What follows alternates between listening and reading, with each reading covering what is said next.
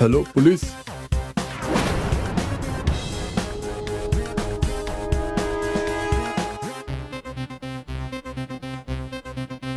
मरने वाले का नाम दिनेश गुप्ता था और ये रोहताश कंपनी में काम करता था। सर मैंने लोगों से पूछा तो लोगों ने कहा किसी ने भी गोली मारने वाले को नहीं देखा। और जिसने फोन करके इस घटना की जानकारी दी उसने क्या कहा? सर उसने बताया कि 2 लोग थे, लेकिन चेहरा ढका होने की वजह से वो उन्हें पहचान नहीं सके। एक आदमी ने लाल रुमाल से अपना चेहरा ढक रखा था और दूसरे ने काले से। एक नजर में वो बस इतना ही समझ पाया कि लाल रुमाल वाला आदमी हट्टा कट्टा और लंबा था और काले रुमाल वाला आदमी एवरेज हाइट का था। एक काम करो, यहाँ आसपास के जितने भी सीसीटीवी हैं सबके फुटेज कलेक्ट कर लो। शायद लाल और काले रुमाल वालों की कोई और भी क्लू मिल जाए।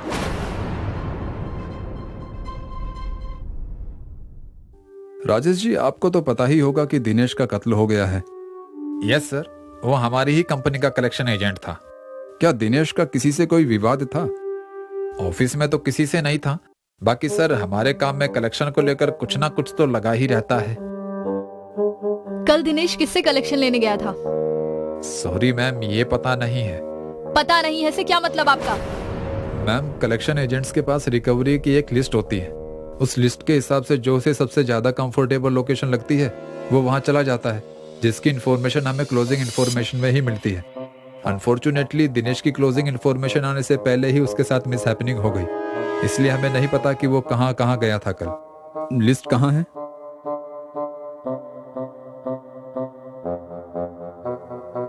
कामिनी जी, लिस्ट के सारे लोगों को पुलिस स्टेशन बुलाइए।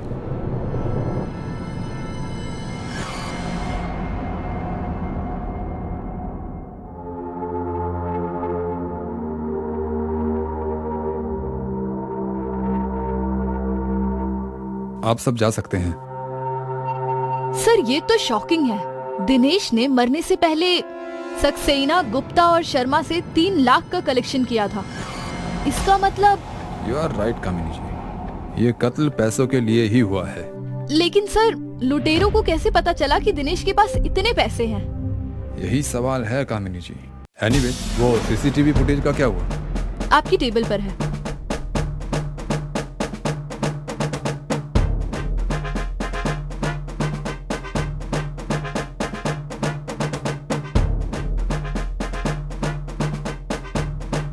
सर वारदात के बाद दोनों साथ में भागे थे, लेकिन आगे जाकर एक आदमी तो गायब ही हो गया। किसी भी फुटेज में नहीं दिख रहा है। तो क्या हुआ कामिनी जी? दूसरा तो दिख गया। ये देखो, लाल रुमाल, हट्टा कट्टा, लंबा आदमी, ई रिक्शा पर। हाँ सर, ये तो वही है। अब जल्द ही ये हमारे शिकंजे में होगा कामिनी जी।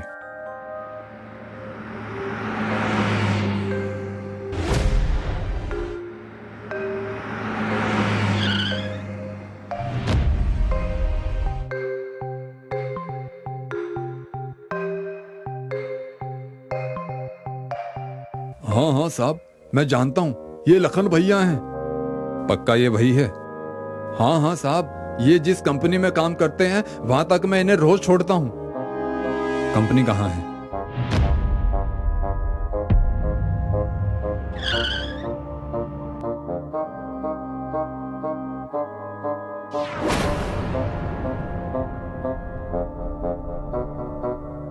लखन नाम का आदमी यहाँ काम करता है?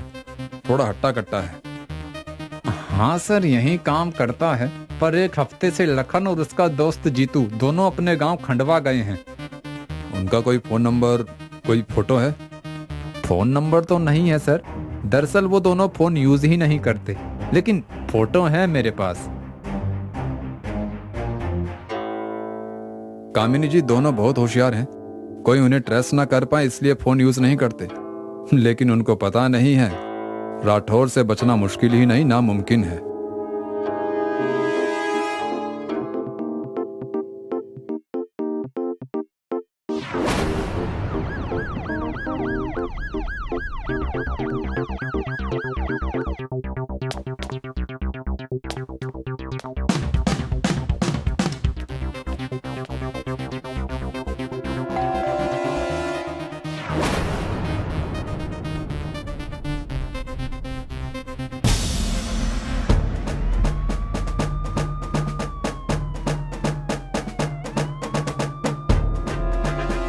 सर लखन जी तो अगर गांव नहीं आए तो दोनों गए कहाँ?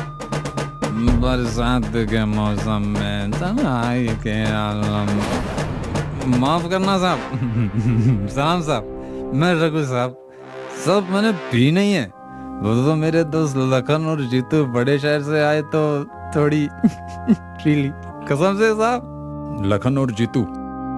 हाँ साहब, लखन और जीतू मेरे यार, जाने जिगर, दुखों के साथी, मेरे हम प्याले, मेरे हम प्याले। अरे वाह, ऐसा है तो हमें भी मिलवा दो उनसे, 2 घूंट हम भी मार लें आपके प्याले ख्यालों के साथ। साहब बेबड़ों का तो एक ही ठिकाना, 24 घंटों में जब मौका मिले लगा दो ठेके का निशाना। वही मिलेंगे साहब। और ये वही जगह कहाँ है रघु जी? कितना मीठा बोलती हैं आप। सुनिए, ये लखन और जीतू जब भी शहर से कमाकर लौटते हैं तो अपने गांव के घर में घुसने से पहले 15-20 दिन अंग्रेजी शराब के ठेके पर ही दिखते हैं। जब ठेके पर नहीं होते तो जाने कहाँ मौज करते हैं, किसी को कुछ नहीं पता। तो ये ठेका कहाँ मिलेगा? इसी रोड पर सीधा 3 किलोमीटर आगे जाइए साहब, मिल जाएगा। ओके, थैंक यू रघु जी। साहब बुरा ना माने तो उन्हें एक हाफ और चखना पैक करके लाने के लिए कह देना। ठीक है, बोल दूंगा रघु जी। आप कितने अच्छे वाले साहब हैं। जय साहब, बरसात के मौसम में तन्हाई के आलम में। जिंदगी हो तो ऐसी, एकदम मस्त, नो टेंशन। क्यों कामिनी जी? Yes sir. तो चलिए, अंग्रेजी शराब का ठेका इंतजार कर रहा है हमारा।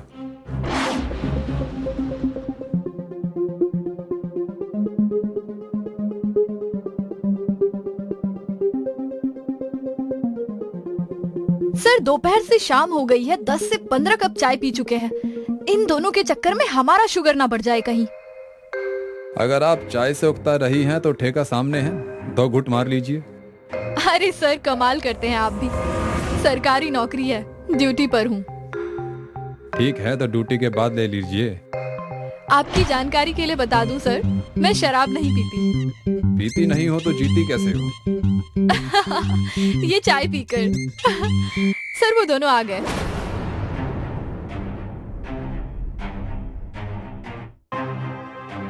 कौन है बे? बे नहीं बाप, इंस्पेक्टर राठौड़।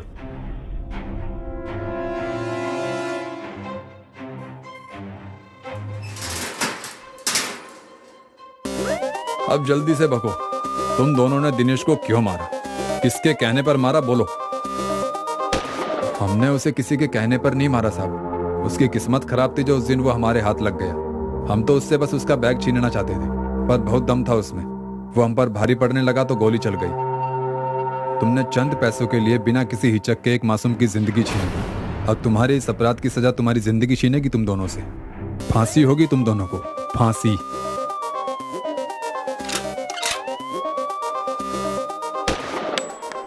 सोशल मीडिया हमें अपनों के करीब लाया, पर हम सोशल मीडिया को अपनों से ज्यादा करीब लेकर आए। और इसी तरह से इस सोशल मीडिया ने हमारी जिंदगी में जहर फैलाना शुरू किया। इस जहर से आज तक बहुत सी जानें गई हैं। ये जहर कैसे काम करता है, ये आज हम आपको इस कहानी के जरिए दिखाएंगे। एक लड़का हाथ में मोबाइल पकड़े अपने कमरे की खिड़की से नीचे देख रहा था। वो लगभग 10वें माले पर था। उसकी आंखें खुली थी पर जिंदा नहीं था। उसका दिमाग उसके काबू में नहीं था। दिमाग काबू में ना होने की वजह से उसका शरीर भी उसकी बात नहीं मान रहा था। कुछ पल बाहर देखने के बाद वो अपनी खिड़की पर चढ़ा और पलक झपकते ही नीचे कूद गया।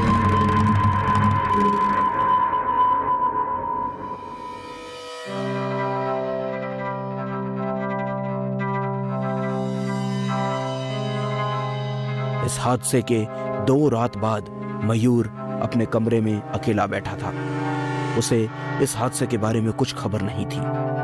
उसे बड़ी बेचैनी सी महसूस होने लगी। उसने एक नजर अपने मोबाइल की ओर देखा और एक पक्का इरादा करके उठकर अपने कमरे की सारी खिड़कियां और दरवाजा बंद कर दिया।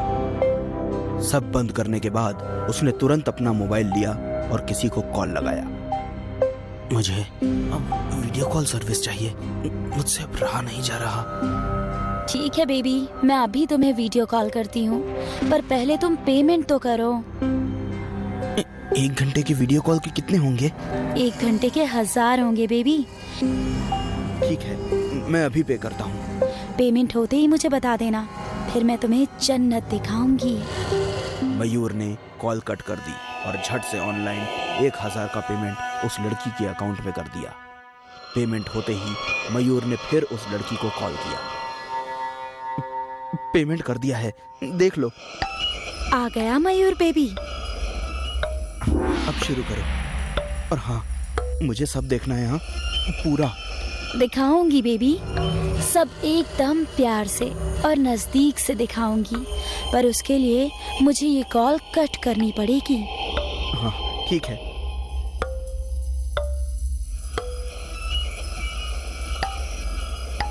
कॉल कट होने के बाद मयूर के फोन पर उस लड़की का न्यूड वीडियो कॉल आया। मयूर अपने बेड पर लेटकर उस वीडियो कॉल को एंजॉय करने लगा। उसे आसपास क्या हो रहा है इसकी जरा भी भनक नहीं थी। कुछ देर बाद उसके एक हाथ में मोबाइल और दूसरा हाथ। आधे घंटे बाद वीडियो कॉल से उस लड़की के आवाज के साथ एक अजीब सा म्यूजिक बजने लगा।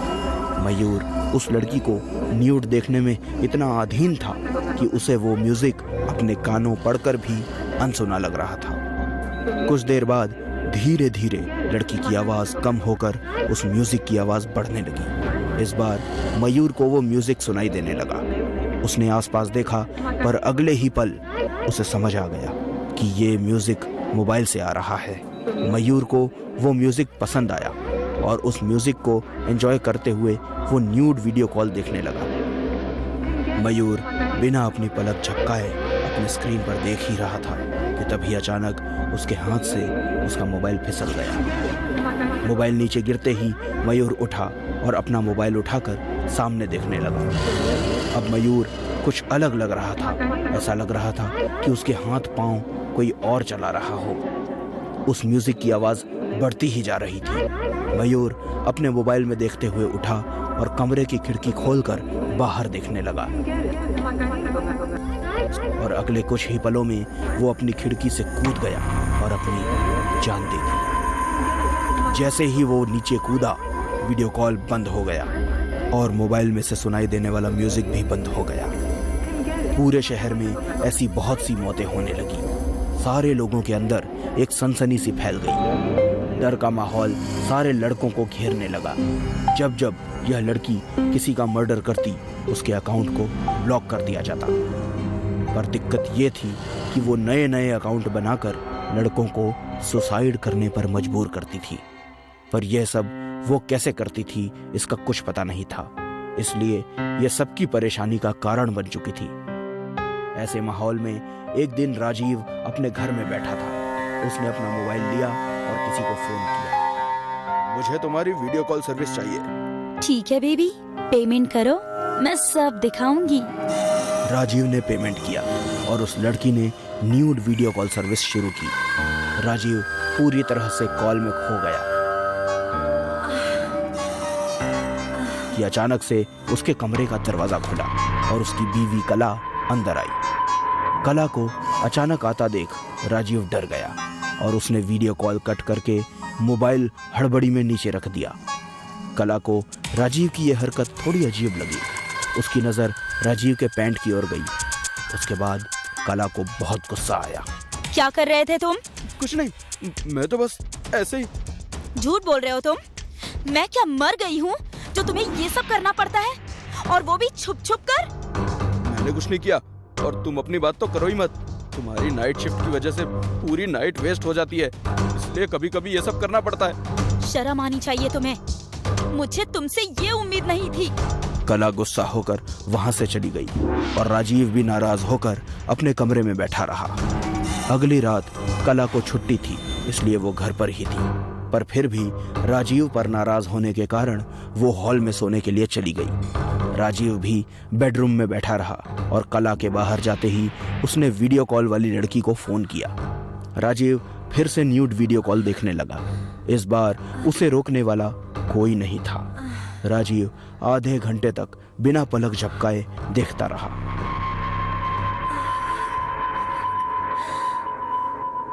अचानक राजीव को वो धुन सुनाई देने लगी। वो धुन के साथ उस कॉल को और भी एंजॉय करने लगा।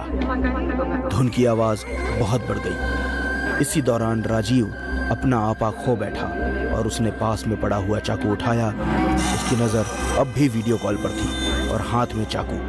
अगले ही पल उसने चाकू अपने सीने में घुसाने के लिए अपना हाथ उठाया। जैसे ही उसने अपना हाथ उठाया, किसी ने उसका हाथ रोक दिया। कला ने राजीव को जोर से एक थप्पड़ मारा। उस थप्पड़ की वजह से राजीव उस मौत की धुन से बाहर आया। अपने हाथ में चाकू देखकर वो बहुत डर गया। ये सब क्या हो रहा है कला? मैं क्या करने वाला था? तुम अपने आप को मारने जा रहे थे? अच्छा हुआ तुम सही वक्त पर आ गई, वरना मैं तो आज मर ही जाता। लेकिन तुम्हें कैसे पता चला कि मैं क्या कर रहा हूँ? मैं हॉल में सो रही थी, तभी मेरे कानों में अजीब सी धुन पड़ी। इसीलिए क्या हो रहा है ये देखने के लिए मैं यहाँ आई। लगता है इसी धुन की वजह से ये सब कुछ हो रहा है। देखो, अब तक ये धुन और वीडियो कॉल चालू है। मेरे पास एक प्लान है। हम इस लड़की को पकड़ सकते हैं। तुम अपने कान बंद करो। मुझे लगता है ये धुन औरतों पर असर नहीं करती। कला भागती हुई गई और जल्दी से अपना लैपटॉप लेकर आई। ये क्या कर रही हो? जब तक ये कॉल चालू है, मैं इसे हैक करने की कोशिश करती हूँ। इससे हमें इस लड़की के लोकेशन का पता चल जाएगा। थोड़ी देर में कला ने उस लड़की का लोकेशन पता कर लिया और वो थोड़ी घबरा गई। ये लोकेशन तो हमारे पास ही है। चलो, आज उसे छोड़ेंगे नहीं। कला और राजीव उस लोकेशन पर पहुंचे। वो चुपके से अंदर गए, पर जैसे ही उन्होंने लाइट ऑन की, उन्हें वो लड़की दिखी, पर वो बंधी हुई हालत में थी। और इतने में उन्होंने किसी को भागते हुए देखा। कला ने उस लड़की को आजाद किया और इस सब के बारे में पूछने लगी। ये सब क्या है? तुम सब मर्दों के जान के पीछे क्यों पड़ी हो? मैंने कुछ नहीं किया। ये सब मेरे बॉयफ्रेंड का किया कराया है। उसने मेरा न्यूड फोटो शूट किया और अब मुझे ब्लैकमेल करके मुझसे सबको न्यूड वीडियो कॉल्स करवाता है। और वो धुन, उसका क्या जवाब है तुम्हारे पास? वो भी उसी ने बनाई थी। वो पहले मेरा न्यूड वीडियो कॉल चलाता, फिर कुछ देर बाद उस धुन को सुनाकर लोगों से सुसाइड करवाता। पर क्यों? पैसों के लिए। वो वीडियो कॉल के बहाने उनके सुसाइड रिकॉर्ड करता था और ऊंचे दामों पर डार्क नेट पर बेच देता था। इसमें मेरी कोई गलती नहीं है। हाँ, समझ गए। तुम फिक्र मत करो। राजीव और कला उस लड़की को तो वहां से ले गए, पर उसका वो बॉयफ्रेंड अब भी आजाद था। इसलिए खतरा थोड़ी देर के लिए टल जरूर गया था, लेकिन खत्म नहीं हुआ था। अंधेरी गली में एक आदमी जिसने अपना मुंह ढक लिया था, वो गली में आगे आगे जाता है और एक आदमी को गोली मार देता है, जिसके बाद वो खुद को भी गोली मार देता है। अगले दिन जब पुलिस वहां पहुंचती है तो देखती है कि किलर ने पहले राहुल को मारा, फिर उसने खुद अपने आप को मारा। सर, इस केस में तो एक के बाद एक नए मोड़ आते ही जा रहे हैं। हमें तो लगा था कि ये केस अब खत्म हो गया है। हाँ ना सर, ये केस तो भूल भुलैया की तरह गोल गोल घूमे जा रहा है। हमार तो दिमाग ही चकरा गया है। अब इस किलर ने राहुल को क्यों मारा, ये हमको कैसे पता चलेगा, क्योंकि खूनी भी मर चुका है। केस खत्म नहीं हुआ है।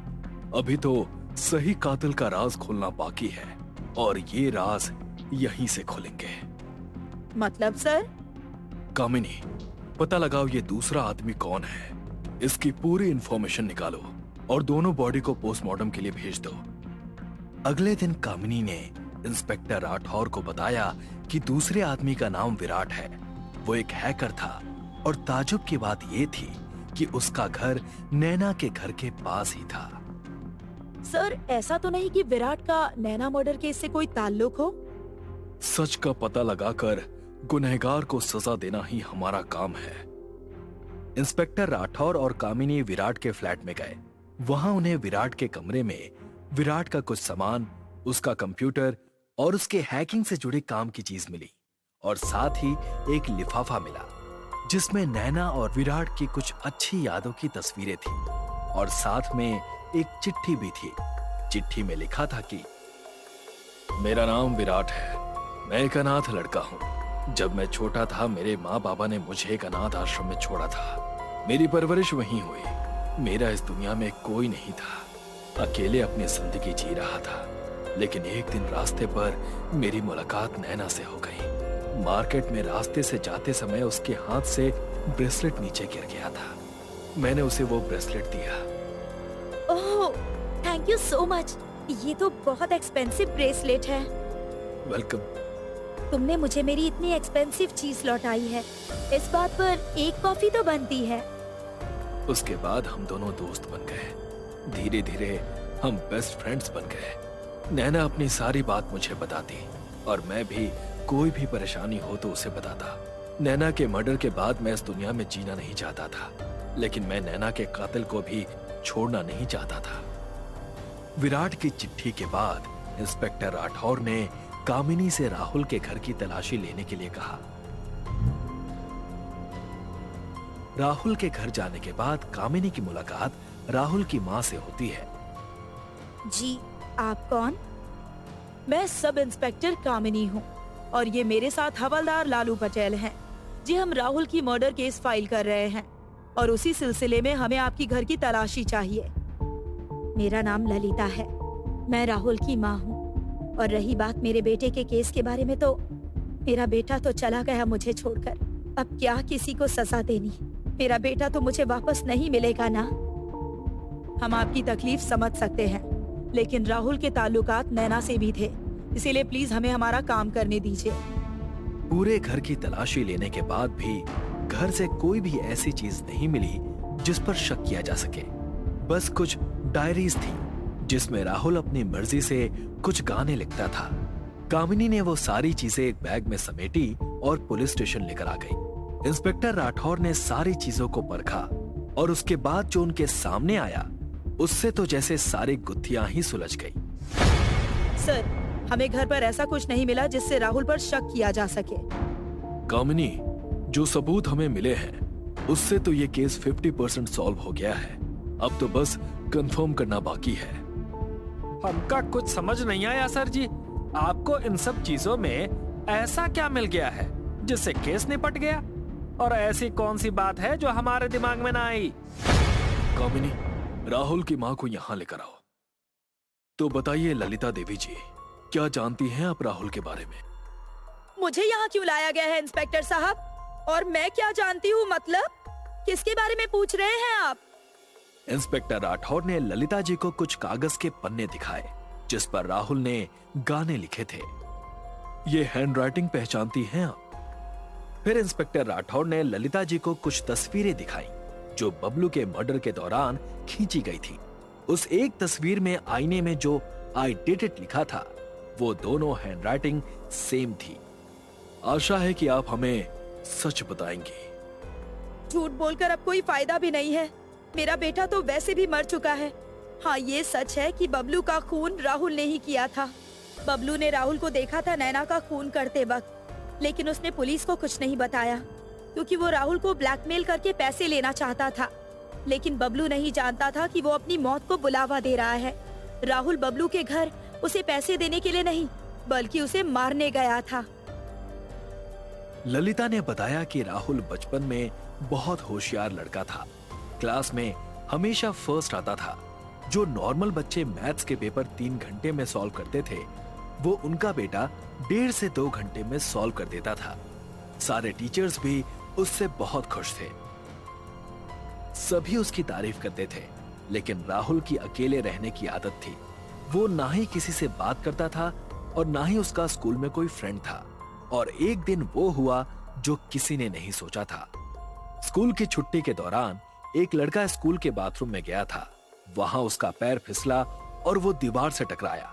उसके सर से बहुत खून बहने लगा। थोड़ी देर के बाद राहुल वहां गया। उसने देखा कि वो लड़का करा रहा था। वो राहुल से मदद मांग रहा था। मेरी मदद करो राहुल, मुझे बहुत दर्द हो रहा है, मेरी मदद करो। राहुल उसके पास गया और हल्की सी मुस्कान के साथ उसे देखता रह गया। उस लड़के की दर्द भरी मेरी कराहने मदद की करो, आवाज राहुल। जैसे उसके मुझे कानों में बहुत दर्द हो रहा है। संगीत की तरह गूंज रही मेरी थी। मदद करो। राहुल वहां तब तक मुस्कुराता रहा जब तक उस लड़के की जान नहीं चली गई, और आखिर में उस लड़के ने वहीं अपना दम तोड़ दिया। कुछ दिनों के बाद राहुल ने खुद से ये बात अपनी माँ को बताई। माँ, मुझे तुम्हें कुछ बताना है। क्या हुआ बेटा, बोलो। माँ, कुछ दिन पहले जब एक लड़का हमारे स्कूल में मर गया था ना, वो मेरे सामने ही मरा था। जब मैं वॉशरूम गया तब वो लड़का दर्द से तड़प रहा था, मुझसे मदद मांग रहा था, लेकिन मुझे उसकी आवाज बहुत अच्छी लग रही थी। मैं बस आंख बंद करके उसकी आवाज सुन रहा था और थोड़ी देर बाद उसकी मौत हो गई। ये बात सुनकर ललिता के पैरों तले जमीन खिसक गई। उसे कुछ समझ में नहीं आ रहा था कि वो करे तो करे क्या। इसीलिए उसने राहुल को एक हॉस्टल में डाल दिया। हॉस्टल से लौटने के बाद भी राहुल में कोई सुधार नहीं था। अब तो वो और भी ज्यादा अकेला रहने लगा था। वो दिन भर अपने कमरे में रहता। वो ललिता को भी अपने कमरे में आने नहीं देता था। राहुल को संगीत पसंद था, लेकिन उसे लोगों की चीखें, उनका दर्द भी अच्छा लगने लगा था। क्या नैना का खून भी राहुल ने ही किया था? हाँ, नैना को भी राहुल ने ही मारा था। और यही नहीं, नैना से पहले भी राहुल की एक और गर्लफ्रेंड थी। राहुल ने उसे भी मारा था। राहुल का दिमाग कुछ इस कदर था कि जो उससे प्यार करता था वो उसे मार देता था। तो उसने आपको कभी क्यों नहीं मारा? आप तो उसकी माँ हैं। आप तो उसे सबसे ज्यादा प्यार करती होंगी। जब मैंने उसे हॉस्टल भेजा तब से उसे ऐसा लगने लगा था कि मैं उससे प्यार नहीं करती, उसकी परवाह नहीं करती। इसलिए उसने कभी मुझे अपना माना ही नहीं। तो क्या नैना का खून भी? हाँ, नैना को भी राहुल ने ही मारा था। दरअसल नैना को उस रात को ही पता चल गया था कि राहुल की एक और गर्लफ्रेंड थी। जब उसने राहुल का मोबाइल चेक किया तो नैना को राहुल की अपनी पहली गर्लफ्रेंड के साथ वाले फोटोज मिल गए। नैना ने राहुल से उसके बारे में पूछा और राहुल ने नैना को सब कुछ बता दिया। क्या तुमने अपनी गर्लफ्रेंड को मार डाला? और अब तुम सब कुछ जान गई हो तो तुम्हारा जिंदा रहना मेरे लिए खतरनाक हो सकता है। वैसे तो मैं तुम्हें अभी नहीं मारने वाला था, लेकिन चलो कोई बात नहीं, कल नहीं तो आज ही सही, अभी ही सही। और ऐसा कहकर उसने नैना का कत्ल कर दिया। घर आने के बाद उसके चेहरे पर सुकून था। ललिता जी को डाउट हो गया था कि कहीं ना कहीं कुछ तो गलत हुआ होगा। आपका बेटा इतना बड़ा अपराधी था, लेकिन आपने फिर भी उसका साथ दिया। जितना आपका बेटा गुनहगार है उतनी ही गुनहगार आप भी हैं। इसके बाद इंस्पेक्टर राठौर ने ललिता का बयान लिया और अपने बेटे के खून में उसका साथ देने के जुर्म में उन्हें उम्र कैद की सजा सुनाई गई। वाह सर, आपका तो जवाब नहीं। आखिरकार आपने खूनी को भी पकड़ा और खूनी के खूनी को भी, और उसका साथ देने वाले को भी। हाँ सर, ये बात तो सच है। आप बहुत कमाल के हैं। अपना तो ऐसा ही है कामिनी। कोई भी मुजरिम राठौर की नजर से नहीं बच सकता, चाहे वो साइको ही क्यों ना हो।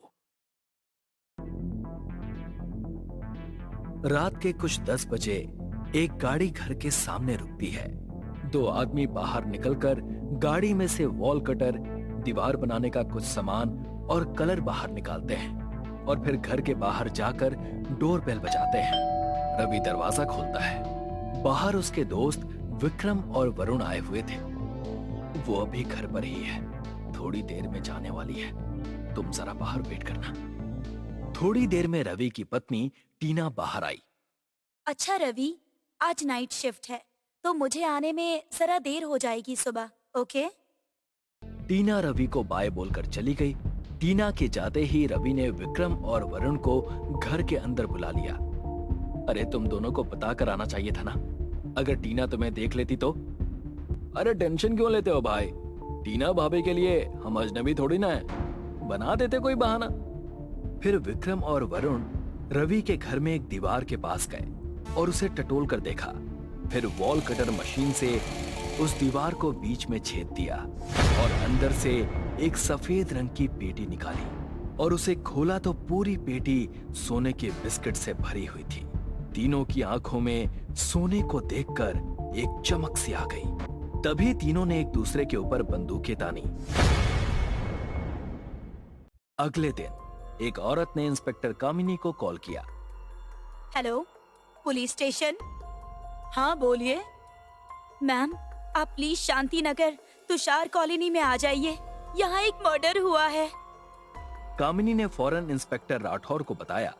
दोनों जल्दी से शांति नगर में पहुंचे। अंदर जाते ही उन्होंने उस औरत से बात की। आपका नाम और बताइए कहाँ हुआ है मर्डर? मेरा नाम रमाबाई है और हमारे बगल वाले घर में मर्डर हुआ है। कामिनी और इंस्पेक्टर राठौर ने वहां जाकर देखा तो रवि की लाश पड़ी थी। आपको कब पता चला कि यहाँ मर्डर हुआ है? आप यहाँ क्या कर रही थी? मैडम जी, कल रात को मैं आराम से सो रही थी, तभी हमें ऐसा लगा कि जोरों से कोई चीज काटी जा रही हो और उसी से मेरी नींद खुल गई। ये पड़ोसी भी ना दिन भर क्या सोते रहते हैं, जो रात में ऐसी आवाज करके मेरी नींद बिगाड़ रहे हैं। थोड़ी देर में आवाज बंद हो जाती है। चलो शुक्र है, आवाज तो बंद हो गई, अब सो जाती हूँ। थोड़ी ही देर में एक गोली चलने की आवाज आई। वो औरत झट से अपने बिस्तर पर से उठी, लेकिन उसे समझ नहीं आया कि ये आवाज कैसी थी। क्या हो गया है इन लोगों को, इतनी अजीब अजीब आवाजें कर रहे हैं। कल सुबह इनकी अच्छे से खबर लेती हूँ। और जब मैं यहाँ आई और ये दरवाजा खटखटाया तो दरवाजा खुला हुआ था। मैं अंदर आई तो ये लाश यहाँ पड़ी थी। मैं सच कह रही हूँ, मैंने कुछ नहीं किया मैडम। मैं यहाँ बस उनसे झगड़ा करने आई थी कि रात को ऐसी आवाजें ना किया करें। आप घबराइए मत मैडम जी, आपने कुछ नहीं किया है तो आपको कुछ नहीं होगा। हम हमेशा सच का साथ देते हैं और गुनहगारों को सजा। आप बस हमारे साथ पुलिस स्टेशन चलिए और आपने जो भी बताया है वो वहाँ चलकर बताइए, ताकि हम सब कुछ रिकॉर्ड कर सके। जी मैडम जी। कामिनी और इंस्पेक्टर राठौर ने इन्वेस्टिगेशन टीम को बुलाया और इस मर्डर की सारी डिटेल निकालने के लिए कहा। साथ ही उन्हें रवि की बॉडी के पास उसका एक वॉलेट मिला, जिसमें कुछ पैसे, कॉइन्स और टीना की फोटो थी। इसके बाद पुलिस टीना को ढूंढने लगी। एक हफ्ते बाद टीना अलग ही रूप में साड़ी पहनकर पल्लवी के नाम से विक्रम के घर में उसकी बीवी बनकर। आज तो गजब लग रही हो। चलो भी, अब मुझे स्टेशन जाना है। अकेली चली जाओगे ना ठीक से? अरे हम चले जाएंगे ठीक से, आप टेंशन मत लीजिए। पल्लवी वहां से चली गई। कामिनी और इंस्पेक्टर राठौर ने वहां एक आदमी को टीना की फोटो दिखाई। वो आदमी बोला कि ये औरत यहीं रहती है, लेकिन पिछले 4-5 दिनों से थोड़ी अलग रहती है। थोड़ी ही देर में इंस्पेक्टर राठौर और कामिनी टीना को ढूंढते ढूंढते वहां आ गए। क्या टीना यहीं रहती है? टीना? कौन टीना? मैं किसी टीना को नहीं जानता। तभी कामिनी ने विक्रम के घर में टीना के साथ उसकी फोटो देखी। टीना को नहीं जानते तो उसके साथ तुम्हारा फोटो कैसे? ये टीना नहीं, मेरी पत्नी पल्लवी है। ये पल्लवी नहीं, टीना है, रवि की पत्नी। बताओ वो कहाँ है? मैडम, मेरी पत्नी अभी थोड़ी देर पहले ही अपने मायके भूरनपुर गई है। क्या तुम रवि को जानते हो? नहीं मैडम, मैं किसी रवि को नहीं जानता। कामिनी और लालू पटेल भूरनपुर गांव गए, लेकिन वहां टीना का कोई पता नहीं चला। सबने कहा कि टीना नाम की कोई लड़की यहाँ नहीं रहती। कामिनी और लालू पटेल वापस पुलिस स्टेशन आ गए। हमने पूरे भूरनपुर गांव में छानबीन की, लेकिन टीना को वहाँ कोई नहीं पहचानता। यहाँ तक कि वहाँ पल्लवी नाम की भी कोई औरत नहीं रहती। यानी विक्रम हमसे झूठ बोल रहा है कि टीना उसकी पत्नी है और वो रवि को नहीं जानता। सर, हमको तो लागत है ये टीना पल्लवी जो कोई भी है वो लड़कों को फंसाकर उनसे पैसे लेती होगी। नहीं तो आज के जमाने में एक पति हैंडल नहीं हो पाता, दो कहां से होंगे। इसका पता तो विक्रम को पकड़ने के बाद ही चलेगा, लेकिन ये केस जितना सीधा दिख रहा है उतना है नहीं। जरूर कुछ तो गड़बड़ है। कामिनी, एक काम करो, विक्रम को पकड़ो मत, उस पर बस कड़ी नजर रखो। Okay sir. कामिनी और लालू पटेल ने विक्रम पर नजर रखी। विक्रम को कॉल आता है। कब और कहां आना है? एड्रेस तुम्हें एसएमएस कर दिया है। विक्रम उस एड्रेस पर अपनी गाड़ी लेकर निकला। कामिनी और लालू पटेल ने उसका पीछा किया और इंस्पेक्टर राठौर को कॉल करके अपनी लाइव लोकेशन भेज दी। इंस्पेक्टर राठौर जल्दी ही उस एड्रेस पर जाने के लिए निकले। वो एड्रेस एक अंडर कंस्ट्रक्शन बिल्डिंग का था जिसका काम रोका गया था। उधर टीना को किसी ने कुर्सी से बांध रखा था। छोड़ दो मुझे मारकर तुम्हें कुछ नहीं मिलेगा, छोड़ दो। एक आदमी जिसका चेहरा कपड़े से ढका हुआ था। तुम्हें छोड़ना अब मेरे लिए खतरा बन गया है, इसीलिए तुम्हें मरना तो होगा। मुझे मारकर तुम्हें कुछ नहीं मिलेगा, छोड़ दो मुझे। तभी वहां विक्रम भी पहुंचा। वो आदमी टीना पर गोली चलाने ही वाला था कि पीछे से कामिनी ने उस पर गोली चलाई, जिससे उस आदमी के हाथ से बंदूक छूट गई। इंस्पेक्टर राठौर ने उस आदमी को पीछे से पकड़ा और उसके चेहरे का मास्क उतारा। वो वरुण था। लालू पटेल ने विक्रम को पकड़ा, इंस्पेक्टर राठौर ने वरुण को पकड़ा और कामिनी ने टीना को रस्सी से आजाद किया। इंस्पेक्टर ने वरुण को एक थप्पड़ मारा। विक्रम, लालू पटेल, वरुण, इंस्पेक्टर राठौर के बीच में हाथापाई हुई और आखिर में इंस्पेक्टर राठौर और कामिनी ने विक्रम और वरुण को हथकड़ी पहना ही थी। बताओ क्यों किया ये सब? किसके कहने पर तुमने ये सब किया? सर, ये लोग किसी के लिए काम नहीं करते। ये लोग गोल्ड स्मगलिंग करते हैं और ना चाहते हुए भी मुझे भी इन दोनों ने इसमें घसीटा है। सर, इन लोगों ने मुझे ब्लैकमेल किया कि अगर मैं इनकी बात नहीं मानूंगी तो ये मेरे पति को मार डालेंगे। लेकिन तुम्हारे पति का नाम क्या है और इन लोगों ने इसे क्यों पकड़ा है? टीना ने बताया कि उसके पति का नाम रवि है। रवि, विक्रम और वरुण दोस्त हैं और वो गोल्ड की स्मगलिंग करते हैं। एक दिन टीना नाइट शिफ्ट खत्म करके वापस घर लौट रही थी। तभी रास्ते में उसे विक्रम मिल गया। अरे टीना, कहाँ जा रही हो? बस घर ही जा रही हूँ। अच्छा तो चलो, मैं तुम्हें घर छोड़ देता हूँ। नहीं नहीं, मैं चली जाऊंगी। विक्रम के बार बार कहने पर टीना विक्रम के साथ गाड़ी में बैठ गई और विक्रम टीना को दूसरे रास्ते से घर से दूर ले गया और उसे धमकाया कि उसके पति रवि को उसने किडनैप किया है और अगर उसने उसका साथ नहीं दिया तो ये उसके पति को मार डालेगा। टीना, ये नहीं बताएंगे कि तुम्हारा पति कहाँ है, क्योंकि इन लोगों ने उन्हें पहले ही मार डाला है। नहीं, ये नहीं हो सकता। क्यों किया तुम लोगों ने ये सब? क्यों? अब तुम सच बताओगे या?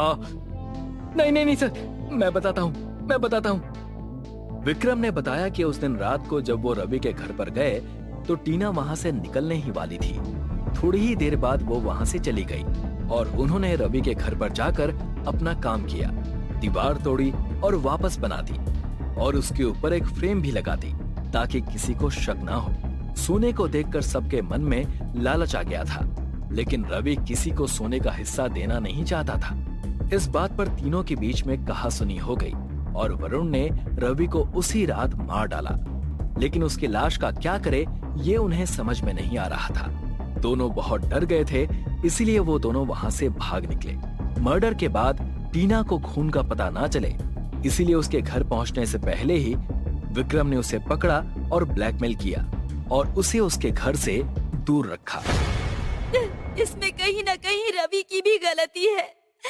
गलत लोगों का साथ देने से अंजाम बुरा ही होगा। इंस्पेक्टर राठौर ने सबको गिरफ्तार कर लिया। नेहा और विजय की नई नई शादी हुई है। दोनों बिस्तर पर आराम से सो रहे थे। सुबह होते ही नेहा जाग गई और उसने बड़े प्यार से विजय को जगाया। गुड मॉर्निंग बेबी, चलो अब उठो और जल्दी से तैयार हो जाओ। तुम्हें मेरे साथ शॉपिंग के लिए भी आना है। मुझे घर के लिए सामान खरीदना है। Very good morning baby. क्या तुम भी बोरिंग सी बात कर रही हो? हमारी नई नई शादी हुई है, तुम घूमने फिरने की बजाय ये घर के कामों में लग गई। घर के कामों के लिए तो पूरी जिंदगी पड़ी है। अब बहाने मत बनाओ, चलो जल्दी से तैयार हो जाओ। विजय अपने बिस्तर से उठा और वॉशरूम गया और ब्रश करने लगा। ब्रश करते करते उसके सीने में जोर से दर्द होने लगा और वह जमीन पर गिर गया। नेहा, नेहा, नेहा! विजय की आवाज सुनते ही नेहा दौड़ती हुई विजय के पास आई। विजय, विजय, क्या हुआ तुम्हें? विजय, मैं डॉक्टर को कॉल करती हूँ। नेहा ने घबराते हुए डॉक्टर को कॉल किया।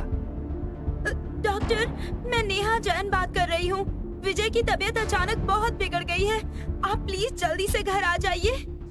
थोड़ी ही देर में डॉक्टर विजय के घर पहुंचे, लेकिन तब तक बहुत देर हो चुकी थी। विजय की डेथ हो चुकी थी और नेहा उसके बगल में बैठकर रो रही थी। डॉक्टर ने पुलिस स्टेशन में कॉल किया। मैं डॉक्टर चौधरी बात कर रहा हूँ। आप प्लीज डिवाइन हाउस में आ सकते हैं? एक इमरजेंसी है। यहाँ अभी अभी मिस्टर विजय की मौत हुई है। ओके, हम 15 मिनट में पहुंच रहे हैं। इंस्पेक्टर राठौर और कामिनी जल्दी से विजय के घर पहुंचे। क्या हुआ था इन्हें? पता नहीं सर, अचानक से इनके सीने में दर्द होने लगा। मैंने डॉक्टर को भी कॉल किया था, लेकिन तब तक बहुत देर हो चुकी थी। विजय की डेड बॉडी को हॉस्पिटल ले जाया गया पोस्टमार्टम के लिए। विजय की डेथ के बाद नेहा बहुत अपसेट रहने लगी। विजय की पोस्टमार्टम रिपोर्ट में लिखा था कि उसकी मौत हार्ट अटैक की वजह से हुई है। एक दिन जब नेहा चाय पी रही थी तो उसकी नजर न्यूज़पेपर पर पड़ी। आज पेपर में बिजनेसमैन रंजन की न्यूज दिखाई दी, जो करोड़ों का मालिक था और एक पेंटिंग का एग्जीबिशन अटेंड करने के लिए वो मुंबई शहर में आने वाला था। न्यूज पढ़कर नेहा ने एक हल्की सी स्माइल दी और 2 दिन बाद नेहा उसी पेंटिंग के एग्जीबिशन में गई जहां रंजन आने वाला था। थोड़ी देर बाद रंजन भी वहां आ गया। रंजन पेंटिंग को देख रहा था।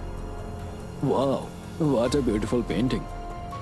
रंजन पेंटिंग देख ही रहा था कि उसकी नजर नेहा पर पड़ी। नेहा एक टेबल के पास चेयर पर बैठी थी। नेहा को देखकर रंजन उसे देखता ही रह गया। थोड़ी देर बाद रंजन नेहा के पास गया। हेलो ब्यूटीफुल, क्या मैं यहाँ बैठ सकता हूँ? नेहा ने सिर हिलाते हुए हाँ बोला। रंजन नेहा से बात करने की कोशिश कर रहा था, लेकिन नेहा ज्यादा कुछ बोल नहीं रही थी।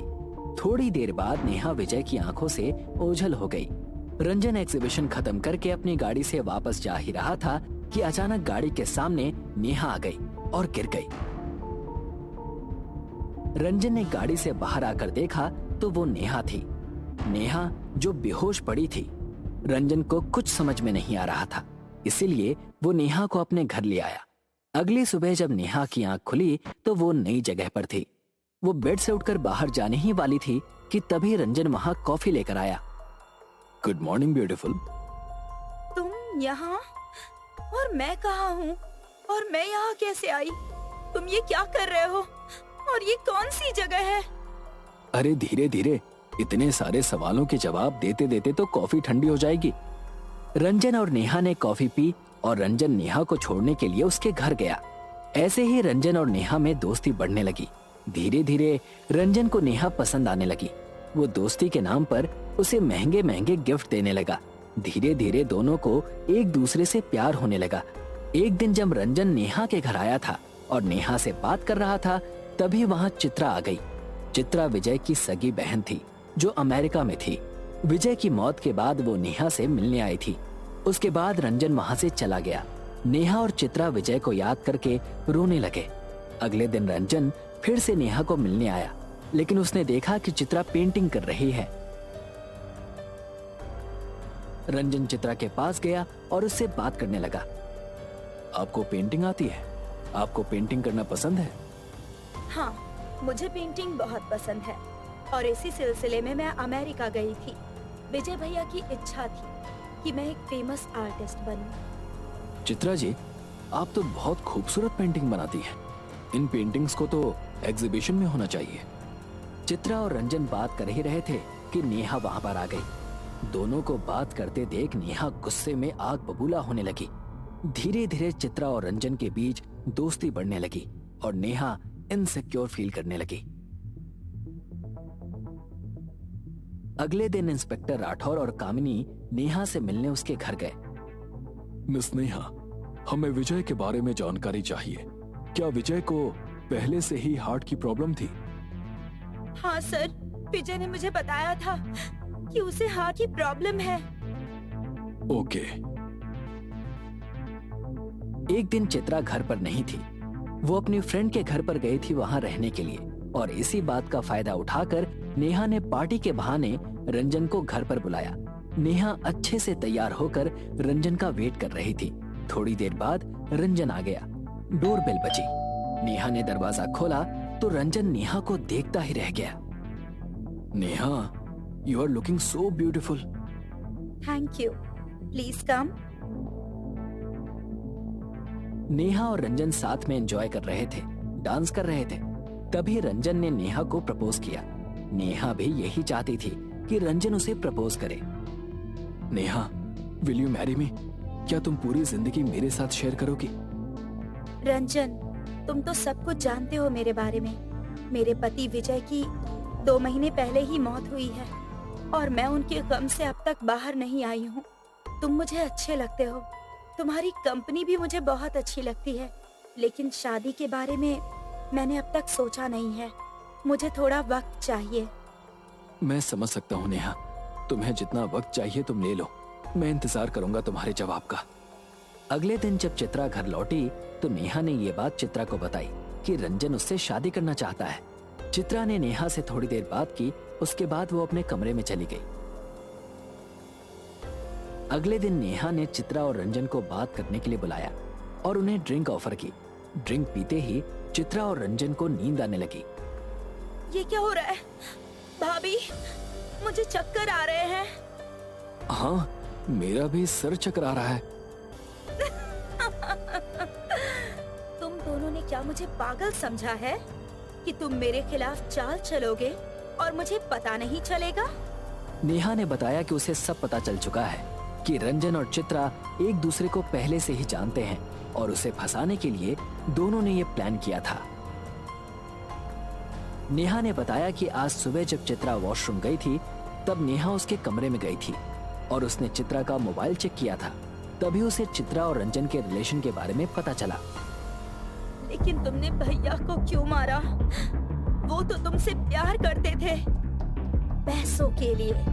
मैंने विजय से शादी सिर्फ पैसों के लिए की थी और शादी के अगले ही दिन मैंने विजय की टूथपेस्ट में एक ऐसा लिक्विड मिलाया था जो बॉडी में जाते ही हार्ट की नसों को बंद कर देता है और एक ही घंटे में शरीर से उड़ जाता है, जिससे किसी को पता नहीं चलता कि मरने वाला आखिर मरा कैसे। सबको यही लगता कि वो हार्ट अटैक था। नेहा के ऐसा कहते ही वहाँ की लाइट्स ऑन हो गई और नेहा ने अपने सामने इंस्पेक्टर राठौर और कामिनी को पाया। और अब तक जो चित्रा और रंजन बेहोश होने का नाटक कर रहे थे वो अब ठीक थे। चित्रा नेहा के सामने आई और उसे एक जोर का थप्पड़ मारा। तुम्हारे ऊपर मुझे पहले से ही शक था कि भैया की मौत के पीछे तुम्हारा ही हाथ होगा, इसीलिए मैं अमेरिका से वापस आई थी सच जानने के लिए। और उस दिन जब इंस्पेक्टर राठौड़ को आपने ये बताया कि भैया को हार्ट की प्रॉब्लम थी, तभी मेरा शक यकीन में बदल गया और मैं उसी दिन पुलिस स्टेशन गई थी। सर, मेरे भाई विजय को हार्ट की कोई प्रॉब्लम नहीं थी। वो तो अपनी सेहत का अच्छे से ध्यान रखता था। मैं अमेरिका में जरूर थी, लेकिन विजय भैया से मेरी हमेशा बात होती रहती थी। वो बिल्कुल ठीक थे। और नेहा के बारे में मुझे यहाँ आने के बाद एक और बात पता चली है। वो क्या? सर, नेहा की इससे पहले भी 2 शादियाँ हुई थी और दोनों पति शादी के दूसरे दिन ही हार्ट अटैक से मर गए थे। अब ये इत्तेफाक तो नहीं हो सकता ना सर? ये नेहा बहुत चालाक है, इसके साथ भी हमें चालाकी से पेश आना होगा। चित्रा ने बताया कि इसके बाद जो कुछ भी हुआ, रंजन का प्रपोज करना, नेहा का उस पर शक करना, उसका मोबाइल चेक करना, यहाँ तक कि ड्रिंक पीने का नाटक करना, ये सब उसका एक प्लान था ताकि नेहा अपना गुनाह खुद ब खुद कबूल कर ले। अब चलिए मिस नेहा जी, 3 खून किए हैं आपने, अब तो आपकी बाकी की जिंदगी जेल में ही गुजरेगी। वाह सर, आपका जवाब नहीं। वो तो है Kamini. Thank you so much Chitra. Thank you तो मुझे आपको कहना चाहिए। आपकी वजह से मेरे भाई को न्याय मिला है।